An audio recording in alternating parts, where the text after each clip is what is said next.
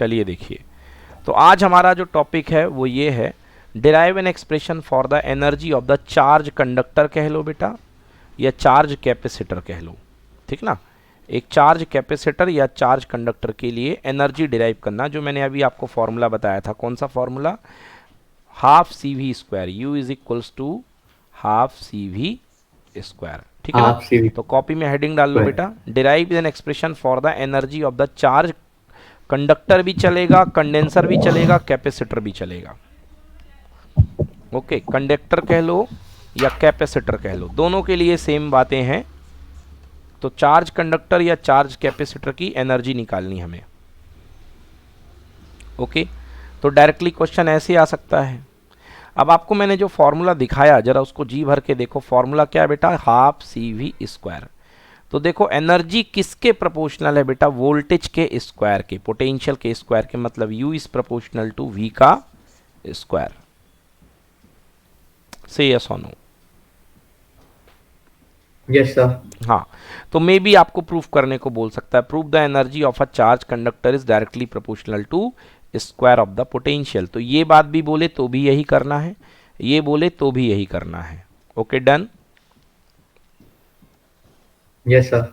चलिए अब स्टार्ट करते हैं कि भाई कैपेसिटर में एनर्जी कैसे स्टोर होती है। बढ़िया तसल्ली से समझो बेटा। मान लो बेटा ये आपके पास एक कैपेसिटर है, शुरुआत में एक अनचार्ज था। कैसा था? अनचार्ज्ड। अनचार्ज। हाँ, अब आपने इसको पहला चार्ज दिया, ये पहला प्लस गया और जा करके रास्ता बना करके इसके ऊपर बैठ गया। बोलो यस और नो? Yes sir. जैसे ये प्लस यहाँ पे क्रिएट होगा, यहाँ पे क्या क्रिएट हो जाएगा इंडक्शन से? माइनस। Okay minus. ओके, अब देखो अगर आप दूसरा चार्ज भेज रहे हो तो ये जो चार्ज आएगा और ये जो ऑलरेडी बैठा हुआ चार्ज है, तो ये बैठा हुआ प्लस इसके आने का स्वागत करेगा या इसको आने को मना करेगा? बोलो, अट्रैक्ट करेगा या अपोज करेगा या रिपेल करेगा? Sir oppose. अपोज करेगा। मगर फिर भी हम जो नीचे हमने बैटरी लगा रखी है, ये बैटरी की मदद से जबरदस्ती इस चार्ज को इसके अंदर ले जाएंगे। कहो यस। Yes sir. ले जाते कि वर्क नहीं ले डन जाते? करके बिल्कुल वर्क डन करके, एग्जैक्टली चले बिल्कुल जाते। बिल्कुल सही शब्द हाँ आपने सर। इस्तेमाल किया कि वर्क डन करके, एक्स्ट्रा वर्क डन करके हम इस चार्ज को, जैसे ये एक पहले से प्लस चार्ज तो था ही, अब ये जो नया चार्ज हमने भेजा है इसको हम वर्क डन करके, कौन वर्क डन करता है? बैटरी, V वोल्ट की बैटरी, वो इस चार्ज को इस प्लेट के ऊपर ले जाती है। बोलो यस। यस। ओके, थोड़े देर बाद और चार्ज जाता है, तो इस तरीके से वर्क डन लगातार बढ़ता जाता है।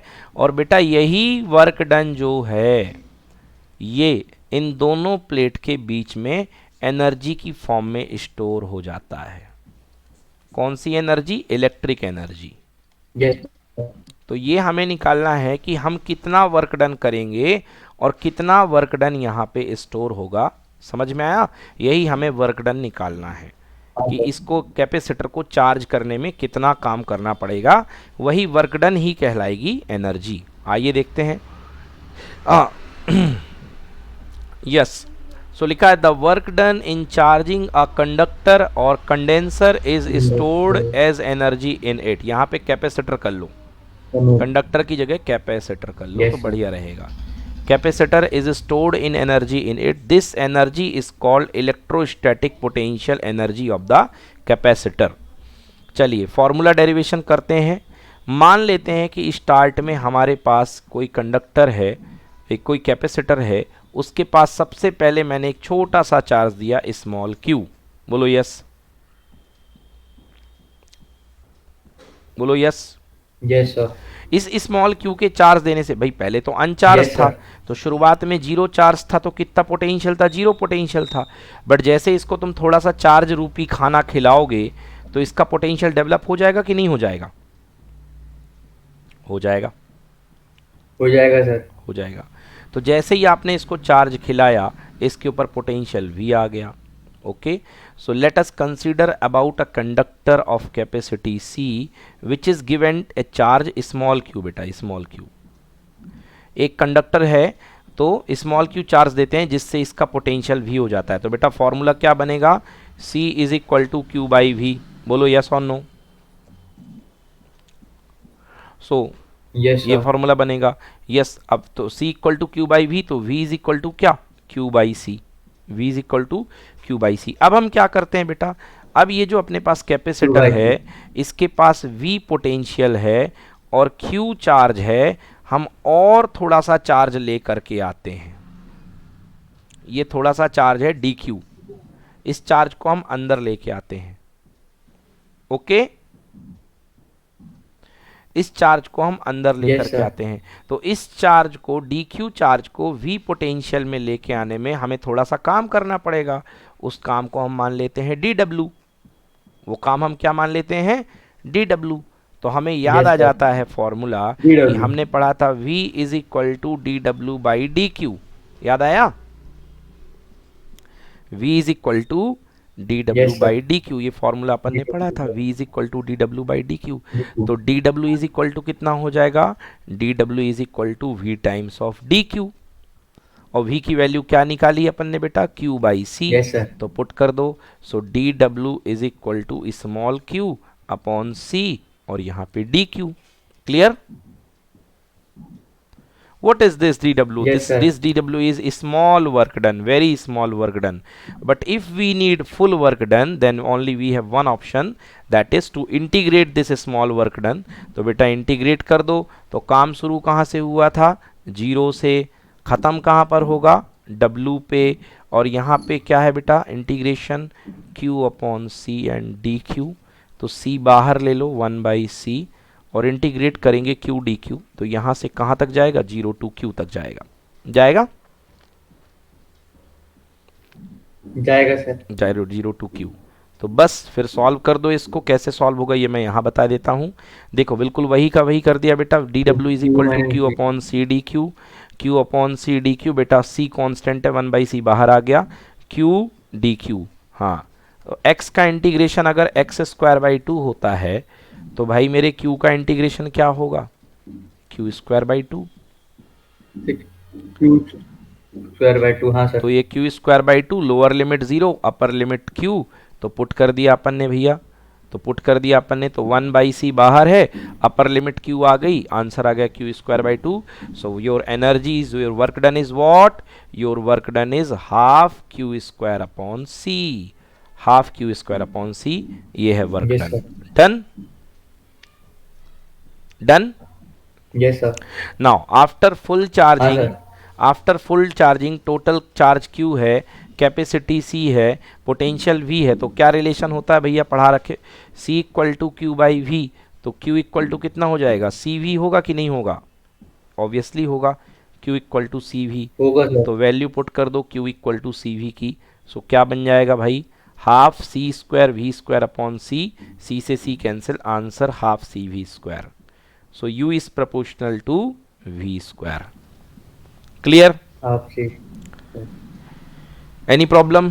पूरा डेरिवेशन Yes, देख sir. लो, कोई प्रॉब्लम है क्या इसमें, स्टार्ट से एक बार देख लो, No, sir. थॉरोली विजिट कर लो इसको पूरा, देखो कोई प्रॉब्लम कहीं पर, ये 4 लाइन देखो। सर एक बार। Yes sir. यस व्हाट, एक बार। Yes sir.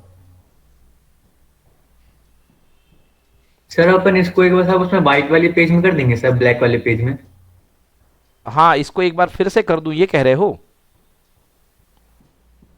पूरा कर दूं इसको हाँ एक बार सर, ये। सर वो ब्लैक वाले। ओके ओके ओके, स्लाइड में कर दूं, ओके। चलिए देख लीजिए, ओके नो प्रॉब्लम। तो देखिए सबसे पहले आपने इसको स्मॉल क्यू चार्ज दिया, स्मॉल क्यू चार्ज से इसके ऊपर थोड़ा सा पोटेंशियल डेवलप हो गया V। तो क्या लिखूंगा मैं बेटा, मैं लिखूंगा कि C is equal to Q by V. Okay, so V is equal to क्या हो जाएगा, क्यू बाई सी। डन। अब मैं इस पोटेंशियल में थोड़ा सा चार्ज लेकर के आता हूँ।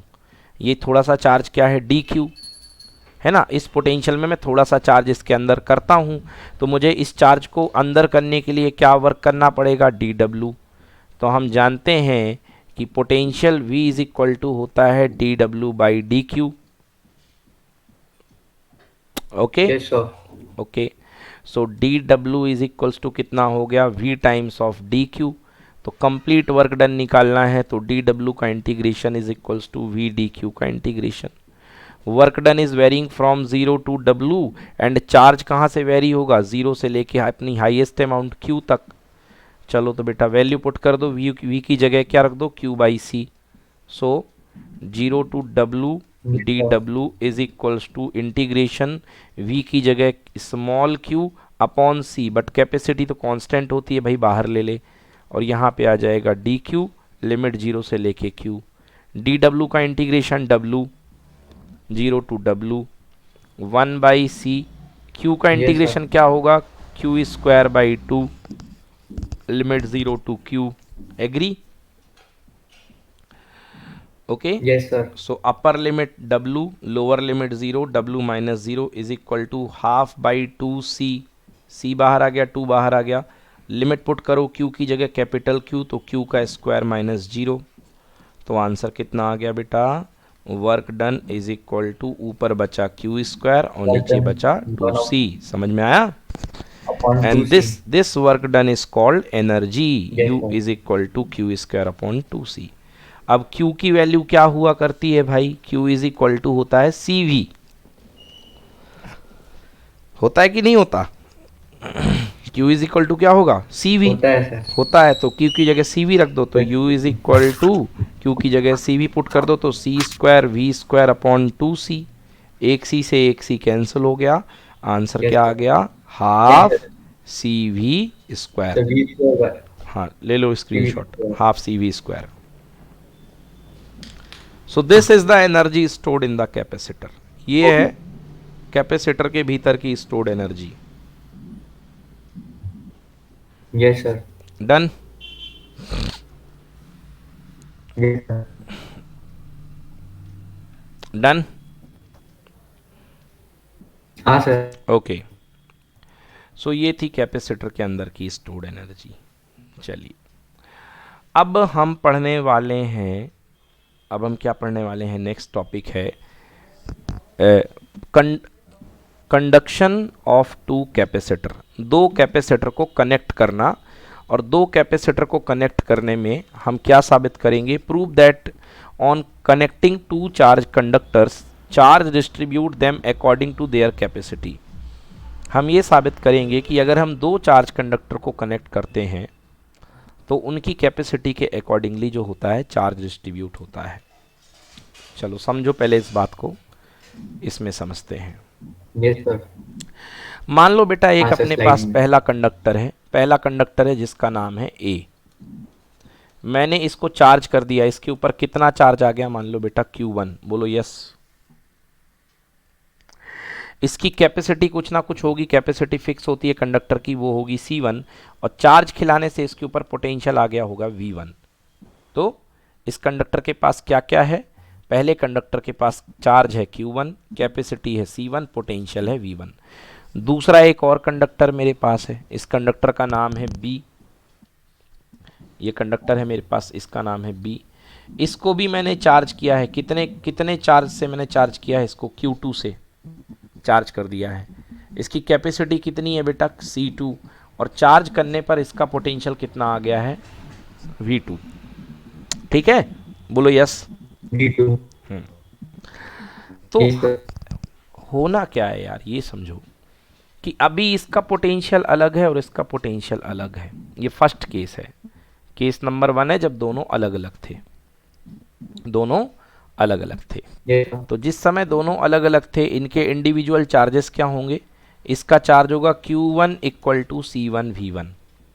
क्यों होगा, क्योंकि फॉर्मूला ही होता है यार, C equal to Q by V, तो Q इक्वल टू क्या होता है CV। तो इसका चार्ज कितना होगा C1 V1, इसका चार्ज कितना होगा Q2 equal to C2 V2, Q2 C2 C2 V2। V2। अच्छा इसकी एनर्जी कितनी होगी, U, ए कंडक्टर की एनर्जी कितनी होगी, हाफ C1 V1 का स्क्वायर, और यू बी वाले कंडक्टर की एनर्जी कितनी होगी, हाफ C2 V2 का स्क्वायर। होगी कि नहीं होगी, होगा सर। होगी। स्क्रीनशॉट ले लो इसका, पहले वाले का तो ले चुके हो ना। हाँ सर, इसका भी ले लो। ये लिया। चलो, अब है क्या, करना क्या है, ये अपने पास कंडक्टर ए था, ये अपने पास कंडक्टर बी है। मैंने दोनों कंडक्टर को जोड़ दिया, ज्वाइन कर दिया। बताओ भाई, क्या फील कर रहे हो, इसका पोटेंशियल V1 था, इसका पोटेंशियल V2 था। क्या दोनों पोटेंशियल अभी भी V1 V2 अलग अलग रहेंगे, या चार्ज की शेयरिंग करके दोनों सेम पोटेंशियल पे आ जाएंगे? सर व्हाट विल दोनों हैपन? सेम चार्ज की शेयर के पुल पे आ जाएंगे। एग्जैक्टली, दोनों सेम पोटेंशियल पे आ जाएंगे। तो ये पोटेंशियल कहलाएगा कॉमन पोटेंशियल, है ना। कॉमन पोटेंशियल, दोनों सेम पोटेंशियल पे आ यस सर। जाएंगे और ये पोटेंशियल कहलाया जाएगा, this V is called common potential. This V is called common potential. तो दोनों सेम पोटेंशियल पे आ जाएंगे, है ना। कैपेसिटी तो दोनों की सेम रहेगी, खुद की कैपेसिटी C1 और C2 रहेगी, है ना, मगर दोनों के पोटेंशियल सेम हो जाएंगे। हमें वही कॉमन पोटेंशियल निकालना है कि नया कॉमन पोटेंशियल क्या होगा। तो बेटा क्या होगा, V कॉमन पोटेंशियल दोनों का कितना होगा। V का फॉर्मूला क्या होता है बेटा, Q/C। तो V common is equal to QC। Total charge upon total capacity. बोलो होगा कि नहीं होगा, total charge by total capacity, ये हो जाएगा। टोटल चार्ज कितना है भाई, Q1 प्लस Q2, है ना। ये दूल्हा है, ये दुल्हन है। ये खुद के घर से कितने पैसे लेके आया था, Q1। ये खुद के घर से कितने पैसे लेके आई थी, Q2। शादी के बाद दोनों ने अपने पैसे मिला दिए, तो टोटल चार्ज कितना हो गया, Q1 प्लस Q2। बोलो यस। शादी कर दी ना इनकी, देखो ज्वाइन कर दिया मतलब शादी कर दी, तो दोनों के पैसे जुड़ गए, Q1 plus Q2। Total capacity कितनी हो जाएगी, इसकी कैपेसिटी C1 है, इसकी कैपेसिटी C2 है, तो घर का खर्चा बढ़ गया, C1 प्लस C2, दोनों की कैपेसिटी मिल गई। Okay, what is this, this is V common potential. Q1 की वैल्यू पुट कर दो। Q1 की वैल्यू क्या है बेटा, पीछे लिखी थी Q1 की वैल्यू, C और V के टर्म्स में देख लो, C1 V1, और Q2 की वैल्यू क्या है, C2 V2। तो पुट करते जाओ Q1 और Q2 की वैल्यू, है ना। तो Q1 और Q2 की वैल्यू पुट करते हैं अपन। तो Q1 की वैल्यू है C1 V1 plus C2 V2 upon C1 plus C2। बेटा ये है common potential, this is called common potential, note it please. ये है कॉमन पोटेंशियल, इसको बोलते हैं कॉमन पोटेंशियल। दोनों शादी होने के बाद एक ही ईगो लेवल पे आ जाएंगे, दूल्हा दुल्हन। तो ये दोनों कंडक्टर एक ही पोटेंशियल पे आ जाएंगे, that is called common potential, C1 V1 plus C2 V2। आ गया समझ में? Yes sir. ओके, नाउ अब चलिए पढ़ते हैं, देखिए। हाँ, मैं पढ़ देता हूँ। Prove that on connecting two charge conductor, charge distributed on them according to their capacities. दोनों पे चार्ज जो होता है कैपेसिटी के अकॉर्डिंग डिस्ट्रीब्यूट होता है। ऑब्वियसली दोनों आपस में चार्ज शेयर करेंगे। When two isolated conductor charge conductor A and B are connected by a thin wire, charge flows from the conductor at higher potential to the conductor at low potential till the potential on A and B both become equal. The phenomenon involved is called distribution of charges and the total charges of the entire system remains conserved. Total charge conserve रहेगा क्योंकि पहले Q1 था, इसका Q2 था, तो बाद में भी तो total charge Q1 plus Q2 ही है। Okay, let the capacitance of the A and B are C1 and C2, the charges are Q1 and Q2 respectively and the potential are V1 and V2। तो मैंने first line में ही बताया Q1 equal to क्या होगा, C1 V1 and Q2 equal to क्या होगा, C2 V2। Done done. हाँ sir. देखो ये जो बुक होती है ना, बुक से लिखने का आइडिया मिल जाता है। मैं जो बताता हूँ मैं एकदम शॉर्ट में बताता हूँ, काम की बातें, मगर लिखने का तरीका बुक का ही चलेगा। समझ में आया? अगर आप ये लिख करके आओगे तो आपको 5 नंबर में 2 नंबर पकड़ा देगा कि तुमने ना कंसिडरेशन लिखा ना कुछ लिखा। तो लिखने का तरीका बुक का ही यूज़ करना। कंसेप्ट मेरे हैं वो ठीक है एकदम, ठीक ना, बाकी सब चीज़ें ऐसी हैं। बोलो एग्री? चलिए आगे बढ़ते हैं। हाँ सर। ओके, तो अपन ने टोटल इंडिविजुअल चार्जेस निकाल लिए। पहले वाले का इंडिविजुअल चार्ज ज्वाइनिंग के पहले कितना हो जाएगा, C1 V1, और दूसरे वाले का इंडिविजुअल चार्ज ज्वाइनिंग के पहले कितना हो जाएगा, Q2 equal to C2 V2। ये हो गया। D2। Okay okay, page number 52 पे आ जाओ भाई। Now now now now now, yes, this one is. तो total charge before joining, after joining, yes. Now see, अब हमने दोनों कंडक्टर को बाय द वायर ज्वाइन कर दिया है। छोटा हो जा भाई, एक सेकंड बेटा, हैंग हो रहा तो वायर ज्वाइन। है, एक सेकंड। हाँ, नाउ दिस वन। अब हमने दोनों कंडक्टर को पकड़ करके एक वायर के थ्रू ज्वाइन कर दिया। ये कंडक्टर ए था, ये कंडक्टर बी था। शुरू में इसके पास Q1 चार्ज था, इसके पास Q2 चार्ज था। अब दोनों को मैंने ज्वाइन कर दिया है, तो ये दोनों कॉमन पोटेंशियल पे आ जाएंगे। So the conductors are joined by a wire of negligible capacitance, मतलब इस वायर का खुद का कोई कैपेसिटेंस नहीं है। The charge flow from the conductor at higher potential to the conductor at lower potential, then the potential of the each conductor becomes equal. So now जोड़ने के बाद नेट चार्ज कितना हो जाएगा, Q1 plus Q2 total charge. So common potential कितना निकलेगा, दोनों एक कॉमन पोटेंशियल पे आ जाएंगे ज्वाइन करने के बाद। Common potential equal to total charge Yes. Upon total capacitance, that is equals to Q1 plus Q2 upon C1 plus C2, that is equal to C1 V1 plus C2 V2 upon C1 plus C2। Done, ये है common potential. Yes sir. Okay, चलिए अब देखिए, charging के बाद इसका charge बदल करके हो जाएगा Q1 डैश और इसका चार्ज हो गया Q2 डैश। यस और नो? ओके, तो हमें Yes, sir. चार्ज निकालना है।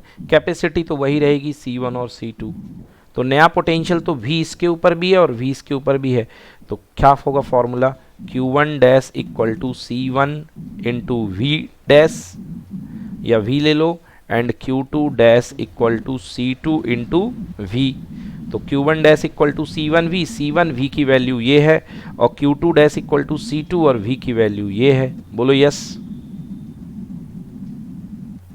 हेलो, बोलो बेटा, समझ में आया कि नहीं आया? यस। तो Q1 dash equal to C1V हाँ सर। And Q2 dash equal to C2V, दोनों को डिवाइड कर दो। अगर आप दोनों को डिवाइड कर रहे हो तो देखो ये टर्म और ये टर्म कैंसिल हो जाएगा, केवल C1 अपॉन C2 बनेगा कि नहीं बनेगा?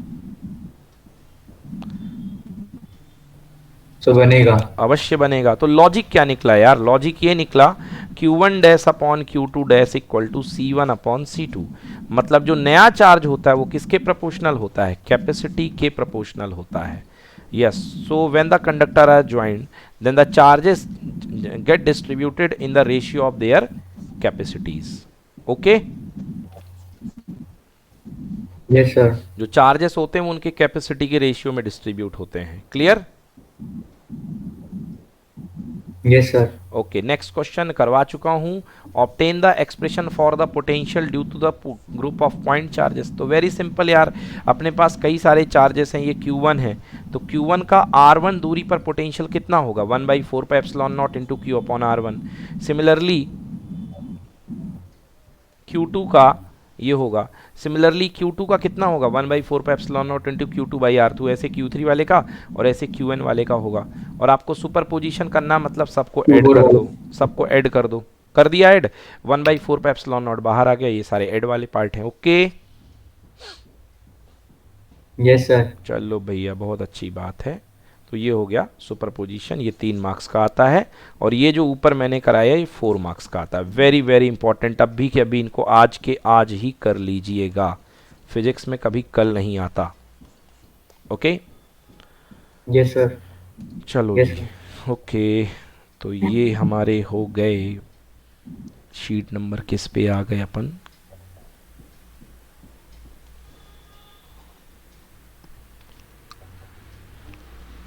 ओके, अब ये करना है हमें लॉन्ग आंसर टाइप क्वेश्चन। चलिए 5 मार्क्स वाले क्वेश्चन अब करने वाले हैं हम। शीट नंबर 52, क्वेश्चन को बहुत ध्यान से देखिए बेटा। क्या क्वेश्चन कह रहा है, derive the expression for capacity of a parallel plate capacitor when the medium between the plates is partially filled by the dielectric medium. समझो भाई, पहले मेरी भाषा में समझो बेटा। अभी तक हमने जो कैपेसिटी निकाली है पैरेलल प्लेट कैपेसिटर की, वो 2 तरीके से निकाली है। या तो हवा भरी हुई थी तो एयर की कैपेसिटी कितनी आई थी, epsilon naught A by D, बोलो यस, यही आई यस थी सर। ना। अगर या तो पूरे में मीडियम भरा हुआ था के डाइलेक्ट्रिक का, तो आंसर कितना आया था, सी मीडियम इज इक्वल टू के एप्सिलॉन नॉट ए अपॉन डी। डन, डन भाई। क्या क्या चीजें हैं, कैपेसिटर की प्लेट है, प्लेट का एरिया ए होता है, दोनों कैपेसिटर के बीच के प्लेट के बीच की दूरी डी होती है कि नहीं होती, बोलो। होती है सर। होती है।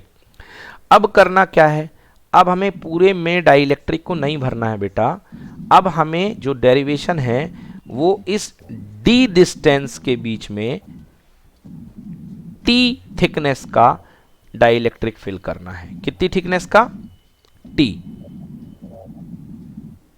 डी थिकनेस का। टी थिकनेस का, डी का नहीं टी का। टोटल डिस्टेंस दोनों कैपेसिटर के प्लेट के बीच की है, मान लो डी। उस डी डिस्टेंस में हमें एक डाइलेक्ट्रिक की पट्टी पुट करनी है, बीच में कोई मोमबत्ती रख देनी है या पानी का पाउच रख देना है, और उसकी थिकनेस है टी। ओके, तो तो टोटल डिस्टेंस डी थी, तो जो डाइलेक्ट्रिक यूज हुआ है वो कितने में यूज हुआ है, टी में। मतलब टी डिस्टेंस तक कौन काम करेगी, किसकी परमिटिविटी काम करेगी, मीडियम की, एप्सिलॉन मीडियम, बोलो यस। और Yes, sir. बाकी बची हुई जगह कितनी है, ये वाली जगह, ये वाली जगह, तो बाकी बची हुई जगह है डी माइनस टी। इतने डिस्टेंस तक किसका प्रभाव रहेगा, हवा का रहेगा कि नहीं रहेगा, इतना समझ में आया कि नहीं आया, बोलो जी, इतना सर, समझ आ में आया गया। कि नहीं। हाँ, अब इसी डेरिवेशन को अब करते हैं सॉल्व, चलिए देखिए। Let A and B the parallel plate of the capacitor, distance between the plate is D and a plate of thickness T and dielectric epsilon R is introduced। बेटा ये देखो, ये इसमें एप्सिलॉन R परमिटिविटी का, relative permittivity का अपन ने dielectric रख दिया यहाँ पे बीच में। ये थिकनेस कितनी है बेटा, T थिकनेस है, तो मतलब टी थिकनेस कहाँ यूज हो रही है, डाइलेक्ट्रिक में, और बाकी बच गई कितनी डिस्टेंस, डी माइनस टी। चलो, अब आपने इस प्लेट को चार्ज दिया Q, कितना चार्ज दिया Q, तो Q चार्ज दे दिया, तो Q चार्ज देने से बेटा ये क्या डेवलप हो गई, इसके ऊपर चार्ज डेंसिटी सिग्मा, तो सिग्मा इक्वल्स टू कितना होगा, Q अपॉन A, बोलो यस, बोलो भाई Yes, यस। sir. हाँ, अब आपको पता होगा कि हवा में जो इलेक्ट्रिक फील्ड जाता है उसकी वैल्यू कितनी होती है, ई नॉट इक्वल्स टू होता है सिग्मा बाई एप्सिलॉन नॉट। ये देखो, तो E naught equal to sigma by epsilon naught, और सिग्मा की वैल्यू होती है क्यू बाई ए। तो पुट कर दो बेटा सिग्मा की वैल्यू, तो ये कितना आ जाएगा, this is equals to Q by A epsilon naught. आएगा कि नहीं आएगा, आएगा कि नहीं आएगा, बोलो। आएगा सर। आएगा। आज ही मैंने सुबह आपको पढ़ाया था कि अगर आप मीडियम प्रोड्यूस कर देते हो, तो मीडियम प्रोड्यूस करने पर जो इलेक्ट्रिक फील्ड होता है वो हवा के इलेक्ट्रिक फील्ड का के भाग हो जाता है। होता है कि नहीं होता, यस सर। तो के कह लो या एप्सिलॉन आर कह लो, बात एक ही है। तो E naught by epsilon R, E naught by epsilon R. और ई नॉट की वैल्यू कितनी आई है भाई Ayushman, Q upon A epsilon naught. आई है कि नहीं आई है, सर आई है। तो वैल्यू पुट कर दो बेटा यहाँ पे, तो ई नॉट की वैल्यू पुट कर दो, तो क्या आ जाएगा, Q upon A epsilon naught epsilon R. देखो इलेक्ट्रिक फील्ड आ गया मीडियम के अंदर का, यस सर। आ गया समझ में कि नहीं आया, आ गया सर। पक्का ना, यहाँ तक आ गया ना समझ में, एप्सिलॉन नॉट बाई हाँ एप्सिलॉन, ओके। अब चलिए, हाँ अब सर। अपना काम क्या है बेटा, अब अपन को पोटेंशियल निकालना है। तो टोटल पोटेंशियल जो है वो दो पार्ट में निकलेगा, एक डाइलेक्ट्रिक वाले पार्ट का और एक निकलेगा हवा वाले पार्ट का। तो क्या फार्मूला होता है बेटा, E is equal to V by D. तो V इज इक्वल टू क्या हो जाएगा, A इंटू डी। होगा कि नहीं होगा, तो नेट पोटेंशियल दो पार्ट में निकलेगा, होगा एक सर। ई नॉट हवा वाला, तो हवा वाले की दूरी कितनी है बेटा डी माइनस टी, और एक है विदाउट हवा वाला ई, तो उसकी दूरी कितनी है टी, तो E minus E naught D minus T plus E T. Clear हुआ इतना? ये चीज यस यहाँ आ सर। गई है। अब चलो वैल्यू पुट कर दो ई नॉट की, ई नॉट की वैल्यू ये है और ई की वैल्यू ये है। एग्री की नॉट एग्री? Agree sir. अब Q upon epsilon naught A common ले लो, तो Q upon epsilon naught A common ले लिया, तो यहाँ से बच गया D माइनस टी, और यहाँ से T बाई एप्सिलॉन आर, तो D minus T upon T by epsilon R. चलिए अब कैपेसिटी फाइनल टच देते हैं, तो कैपेसिटी का फॉर्मूला होता है C equal to Q upon V। तो Q तो Q था, V की वैल्यू ये निकाल ली बेटा, प्लेस कर दो, Q से Q कैंसिल हो जाएगा, एप्सिलॉन नॉट ए पलटी मार के ऊपर आ जाएगा, तो आंसर आ गया epsilon naught A divided by D minus T plus T by epsilon R. अगर आप माइनस टी कॉमन ले लेंगे तो 1 माइनस 1 बाई एप्सिलॉन आर बचेगा। सो डोंट वरी, मैं इसका पूरा आपको शीट दे रहा हूं अभी और आपको पूरा बन जाएगा ये, ठीक है ना। तो this is the required relation, ये अपने पास रिक्वायर्ड रिलेशन है, ठीक है ना। ये अपने पास रही, metal is a conductor, when a metal is use in the place of dielectric it will conduct electricity, the potential difference become zero, so capacitor will not work. हाँ, इसमें एक क्वेश्चन उठता है यहाँ पे कि अगर आप डाइलेक्ट्रिक के जगह पे एक मेटल का इस्तेमाल कर दें पूरे में तो क्या हाल होगा। देखिए जी, मैं समझा देता हूँ अपनी भाषा में। भाई हमने क्या देखा, हमने ये देखा कि अगर आपके पास कोई कैपेसिटर है और इसके बीच में कोई डाइलेक्ट्रिक भरा हुआ है, तो इसकी कैपेसिटी क्या होती है, C is equal to epsilon naught के epsilon naught A by D. तो बेटा अगर आप यहाँ पे डाइलेक्ट्रिक की जगह कोई मेटल रख देंगे, मेटल रखने का मतलब बीच में कोई तार कनेक्ट कर दो, तो कैपेसिटर का कोई मतलब ही नहीं बचेगा, क्योंकि मेटल का डाइलेक्ट्रिक कांस्टेंट कितना होता है, इन्फिनिटी। तो C इज इक्वल टू क्या हो जाएगा, infinity times epsilon naught A by D, मतलब ये पूरा का पूरा इन्फानाइट हो जाएगा, मतलब कैपेसिटी की वैल्यू कितनी हो जाएगी, इन्फानाइट। समझ में आया ना, कैपेसिटी इन्फानाइट हो जाएगी, मतलब पूरा का पूरा चार्ज स्टोर होने के बजाय एक जगह से दूसरे जगह में कन्वे हो जाएगा। तो कैपेसिटर का कोई मतलब बचेगा क्या, नहीं बचेगा। तो यही लाइन लिखी हुई है इसमें कि ये लाइन लिखी हुई है, पढ़ दो बेटा इसको। Metal is a conductor, metal is a conductor. When metal is used in the place of the dielectric, it will conduct electricity, and the potential difference will become zero, so capacitor will not work. हाँ, तो इस समय capacitor का कोई महत्व नहीं रह जाएगा, कैपेसिटर कोई वर्क नहीं करेगा। चलिए, तो ठीक है, आज के लिए इतना ही। मैं जस्ट नाउ आपको क्लास में अभी भेज रहा हूँ इसके नोट्स, और आप प्लीज़ प्लीज़ कल के नोट्स और आज के नोट्स बना ही लीजिए, ये पूरा कर लीजिए, और अगर कोई डाउट आता है तो आप जस्ट मेरे से पूछ लीजिएगा। Done? Any problem till here? No sir. This derivation is also very important बेटा, 5 मार्क्स का आता है, जरूर कर लेना, जरूर। Okay, yes sir. Done. Thank you बेटा, thank you so much, bye bye. Thank you sir.